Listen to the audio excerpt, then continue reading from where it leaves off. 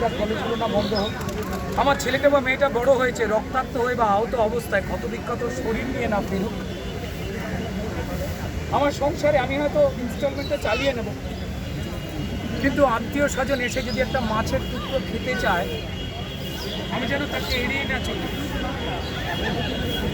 একটু যেন পুজোর সময় সবাই মিলে, সরস্বতী পুজোর সময় যেন অঞ্জলি দিই, দুর্গা পুজোর সময় অষ্টমীর দিন থেকে শুরু করে বাকি অন্য সময় সঠিকভাবে দুর্গোৎসব পালন করি, শারদ উৎসব নয়।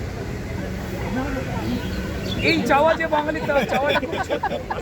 আর তার সমস্ত কিছু মিটে যাওয়ার পর সে সারাক্ষণ তাকিয়ে থাকতো, আচ্ছা একটু কবিতা শুনতে পাবো কি, আচ্ছা একটু ম্যাগাজিন উল্টে দু একটা প্রবন্ধ বা বইমেলায় পরিবার নিয়ে যেতে পাবো কি, সেখানে ঠুংটাং ঝমঝম হই হই ঢকঢক এই ধরনের কবিতার বাইরে এই রবীন্দ্র নজরুল তাদের বাংলায় যে লেখা বা কবিতাগুলো রয়েছে সেগুলো পড়তে পাবো কি, এইটুকু নিয়ে বাঙালি বেঁচে থাকতে।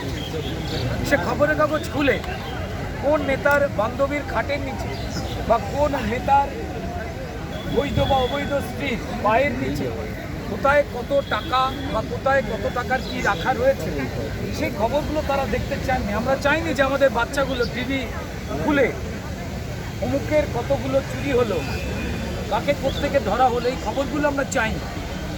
মানুষ এগুলো চাননি বলেই মানুষ একটা পরিবর্তন ঘটিয়েছে।